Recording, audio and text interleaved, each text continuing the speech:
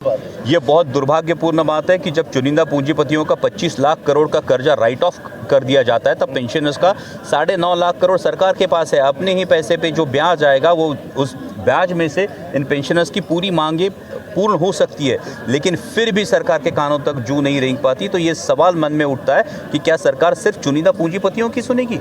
सरकार अगर हज़ारों करोड़ G20 के आयोजन में खर्च करेगी, सरकार अगर हज़ारों करोड़ अपने विज्ञापन पे खर्च करेगी, तो इन पेंशनर्स के बारे में सरकार क्यों नहीं मानवता से सोचती है?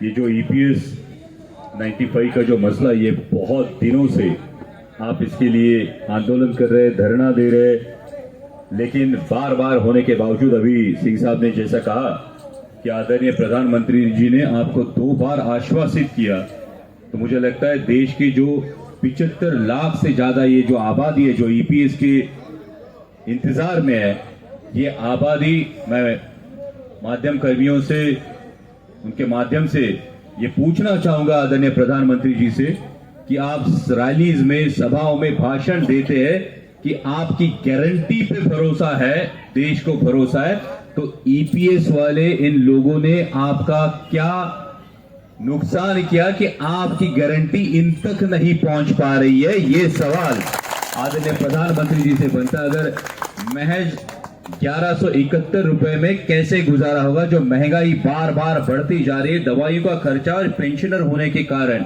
इनको कोई भी सरकारी योजना का लाभ नहीं मिल रहा है। ये मुद्दा हमारी फ्लोर लीडर आदरणीय सुप्रिया ताई सुले ने इस सेशन में भी उठाया।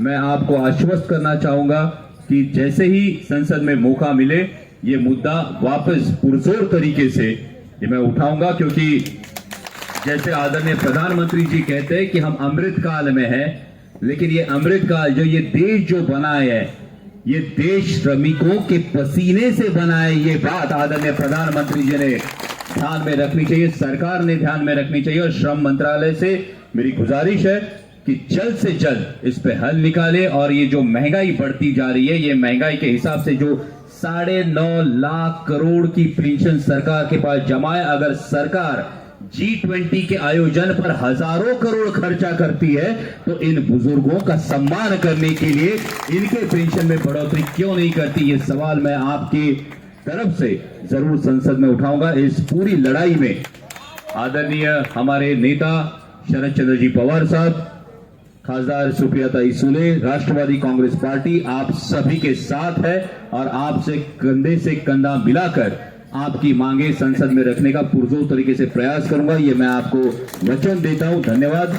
जय श्री राम। तो ये लड़ाई पेंशनर्स बहुत सालों से लड़ रहे, बार बार लड़ रहे। खुद स्वयं आदरणीय प्रधानमंत्री जी ने 2 बार आश्वस्त करने के बावजूद भी इनका मसला अभी तक हल नहीं हुआ है। तो देश ये जरूर जानना चाहेगा कि आदरणीय मोदी जी की गारंटी पे जब देश को भरोसा है, तो पेंशनर्स को जो उन्होंने गारंटी दी थी वो गारंटी का क्या हुआ, ये देश जानना चाहता है। और ये महज 1171 रुपए में इन बुजुर्गों का कैसे गुजारा होगा, ये भी मुझे लगता है कि राजनीति से परे होकर मानवता की दृष्टिकोण से सरकार ने अहम इसे प्राधान्य देना चाहिए और इनका हल निकालना चाहिए।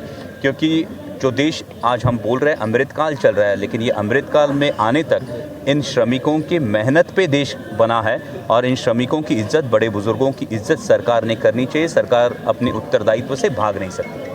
लेकिन सर बड़ी बात तो ये है कि जिस तरीके से पेंशनर यहाँ पे संघर्ष कर रहे हैं और खुद अपने ही पैसों के लिए संघर्ष करना पड़ रहा है, ये कितनी बड़ी बात है? ये बहुत दुर्भाग्यपूर्ण बात है कि जब चुनिंदा पूंजीपतियों का 25 लाख करोड़ का कर्जा राइट ऑफ कर दिया जाता है तब पेंशनर्स का 9.5 लाख करोड़ सरकार के पास है। अपने ही पैसे पे जो ब्याज आएगा वो उस ब्याज में से इन पेंशनर्स की पूरी मांगे पूर्ण हो सकती है, लेकिन फिर भी सरकार के कानों तक जू नहीं रेंग पाती। तो ये सवाल मन में उठता है कि क्या सरकार सिर्फ चुनिंदा पूंजीपतियों की सुनेगी?